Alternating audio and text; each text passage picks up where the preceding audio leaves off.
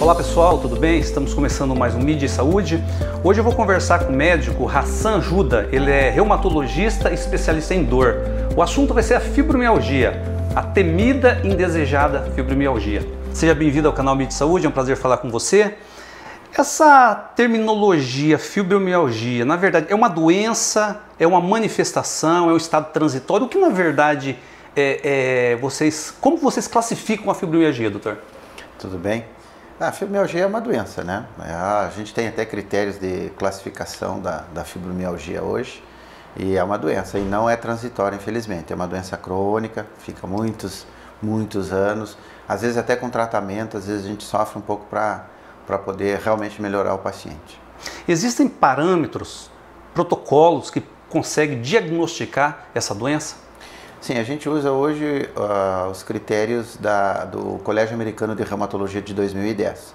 Não existe nenhum exame porque às vezes os pacientes dizem, eu quero fazer um exame para fibromialgia. Não existe isso, ainda não inventaram, né? Mas existem esses protocolos, esses critérios classificatórios, melhor dizendo, e quando o paciente começa a dar suas queixas, né, e a gente já começa a encaixar ele dentro daqueles critérios, a gente segue aquela linha de pensamentos para ver se ele se encaixa. E o índice de probabilidade é maior que 90%, se ele fechar direitinho os critérios, né? Então, na verdade, o diagnóstico é meramente clínico? Isso, é clínico. Tá. Doutor, e quais são esses critérios? Existe um conjunto de fatores? São dores, são queixas, são questões emocionais, questões físicas? Como que vocês chegam ao diagnóstico que a pessoa é portadora de fibromialgia? Então assim, a regra número 1, primeiro, né, a primeira coisa, a pessoa tem que ter dor, né, há um bom tempo, né, não é uma dor aguda de uma semana, a fibromialgia não é uma dor de uma semana, são dores de alguns meses pelo menos, e tem mais de um quadrante no corpo. Eu tenho uma dor aqui nesse ombro, só no ombro, isso não é fibromialgia. Né? A pessoa tem dor no ombro, tem dor na nuca, tem dor nas coxas, às vezes dor nos braços.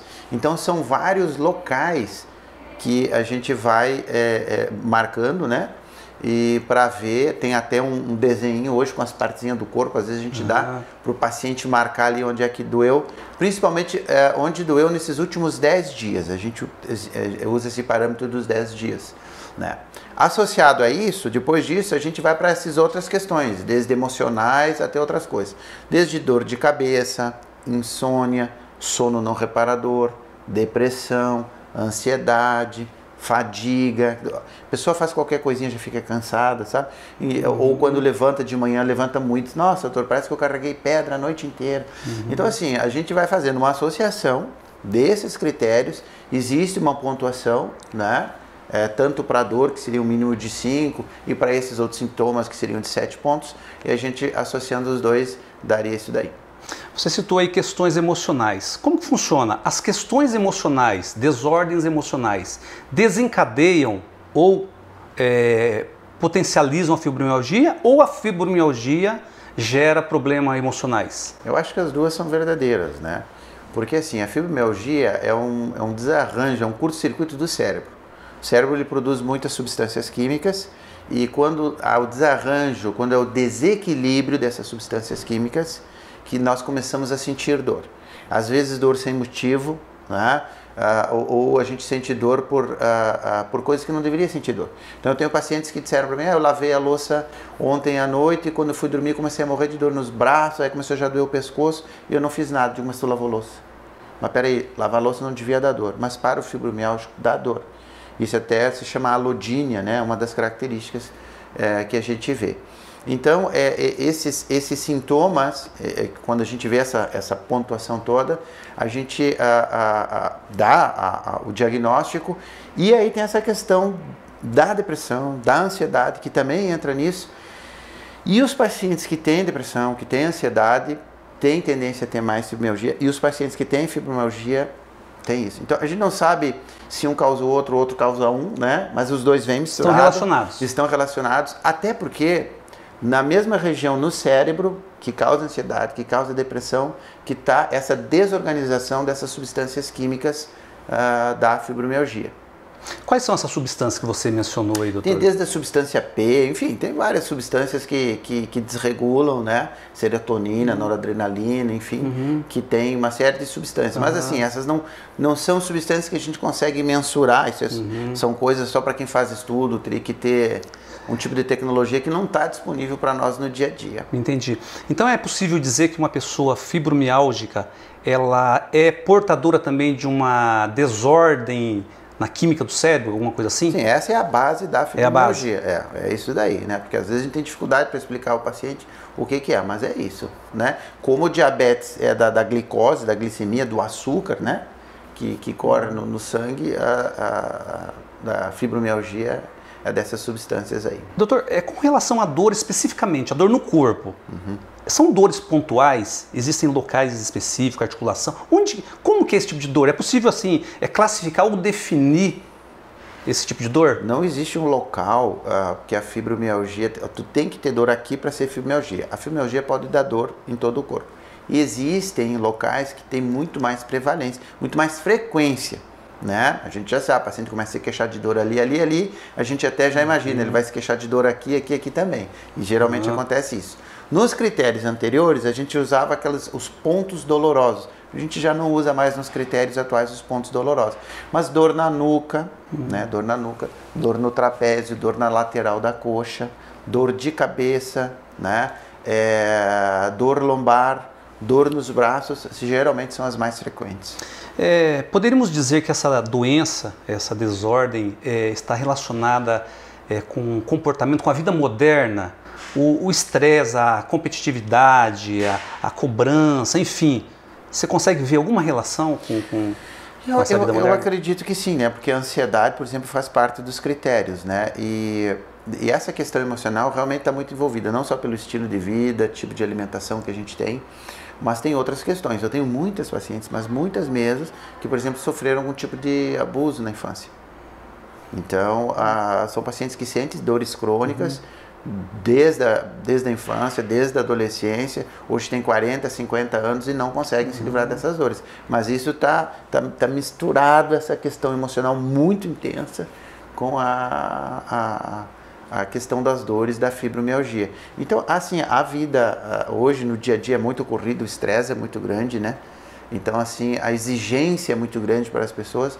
Eu acredito que sim, que está relacionado a isso também, mas não é uma coisa só, não é? São diversas questões, né? São diversas questões que vão causar, né? Você consegue imaginar ou precisar o tipo de pessoa, o perfil de pessoas, melhor dizendo, que estão mais propensas a contrair essa doença?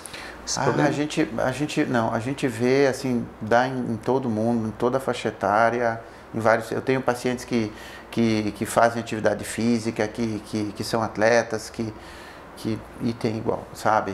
Tem uma vida saudável, não tem depressão, não tem isso, e cuidam, tudo certinho, e tem igual fibromialgia.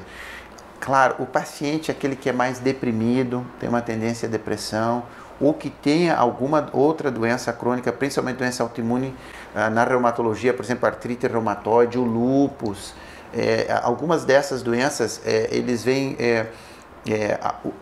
a quantidade de pacientes fibromiálgicos nesse grupo é muito maior que a da população em geral. Então, assim, essas doenças carregam mais fibromiálgicos com eles. Com relação ao tratamento, doutor, existem diversas formas. Como que se trata uma pessoa que sofre de fibromialgia? A fibromialgia, hoje a gente utiliza o tratamento que a gente chama de multimodal. Ele trabalha em vários níveis. Então, primeira coisa, a gente tem que bloquear essa dor periférica. O paciente tem muita dor periférica, a gente tem que bloquear essa dor periférica. Mas não adianta a gente só apagar um incêndio da periferia se quem está tocando fogo, que é o nosso cérebro, a gente não parar, não controlar. É o básico. Então eu costumo explicar assim aos meus pacientes, a gente vai apagar um incêndio, mas a gente tem que segurar quem está tocando fogo, porque senão o incêndio volta.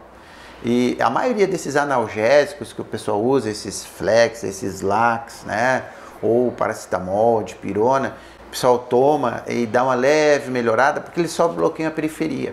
Então o paciente até dá uma melhoradinha, mas volta toda a dor no outro dia. Quer dizer, não adianta, não é um tratamento. Então hoje o tratamento que a gente usa é multimodal. A gente hoje tem que fazer desde bloqueios neuromusculares, que são umas injeções que a gente faz nos músculos. A gente pode fazer agulhamento seco, parecido com a acupuntura, mas não é acupuntura. A gente faz, desde a fisioterapia, entra como adjuvante, exercício físico específicos para os fibromialgicos, né, todos os exercícios que eles podem fazer, uma série de medicamentos para a dor e para o controle dessas substâncias a nível do cérebro. Em alguns casos, até psicoterapia. Então, hoje, basicamente, o tripé do tratamento dos fibromialgicos é psicoterapia, os medicamentos específicos, né, e alguma série de exercícios também específicos para o fibromialgico. Eu falo isso da fibromialgia, mas a maioria das doenças hoje, principalmente na dor crônica, né, na reumatologia, hoje está assim. Alguns pacientes acham que hoje eles vão no médico, o médico vai dar um remedinho, uma caixinha de remédio para eles e vai dizer, não, toma esse remedinho aqui, essa receitinha, uma caixinha de remédio, toma que tu vai ficar bom.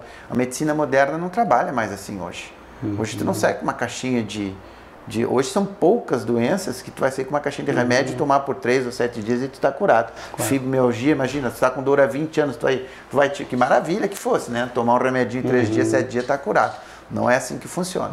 Então a gente utiliza isso, né? O tratamento multimodal hoje. Doutor, tem muitas coisas para conversar, evidentemente, a gente teremos, aliás, delimitar o tema, que ele é muito amplo, né? Mas para a gente encerrar nosso bate-papo, quais são as principais recomendações que você passa para as pessoas fibromialgicas, em termos de prevenção, talvez não sei se é possível, né? Mas tratamento, hábitos, comportamentos, para que elas possam viver com qualidade, né? Eu acho que assim, há 2 recomendações bem simples. A primeira é ter certeza se tu tem fibromialgia ou não. Porque eu já vi muitos pacientes aqui, tem fibromialgia e vim fazer tratamento de fibromialgia. Eu digo, tá bom, então vamos conversar. No final da consulta, a senhora não tem fibromialgia. É outra coisa completamente diferente. É todo dia isso.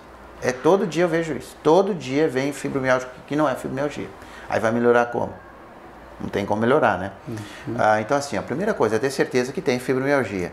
Segundo, tá suspeitando que tá com fibromialgia, tá passando isso pela tua cabeça, tu tem dores pelo corpo, isso tá te incomodando, não é uma coisa de uma semana, é uma coisa de semanas ou meses, procure um médico especialista nessa área, ou um reumatologista ou um médico da dor. Não tem outra recomendação. Fazer um tratamento certo, porque já com todo o tratamento correto, ainda existem as falhas, que a gente não consegue alcançar. Então imagine agora ficar, às vezes, num tratamento com alguém que não seja especialista na área, que não tem essa dimensão que a gente tem, né? Claro. Então, sim, só vai piorando. Então, meus 2 conselhos é esse: ter certeza que tem fibromialgia e se está desconfiado que tem, procure um médico especialista o quanto antes. Porque a tendência é piorar, não é melhorar, né? Apesar das consequências, é possível, então, lançar mão de recursos e viver com qualidade, né? Sim, eu tenho muitos, mas olha, muitos pacientes mesmo que estão muito bem hoje. Estão bem controladinhos. Então tá bom, doutor Hassan, foi um prazer falar com você, obrigado pela entrevista e a gente se encontra em outras ocasiões. Obrigado, um grande abraço. Foi meu. Obrigado. É isso aí, pessoal. Espero que vocês tenham gostado dessa entrevista, tá? Não esqueçam de deixar o seu like, seu comentário, principalmente ativar o sininho para que vocês sejam notificados de novos vídeos do canal Mídia Saúde. Um grande abraço e até o próximo programa.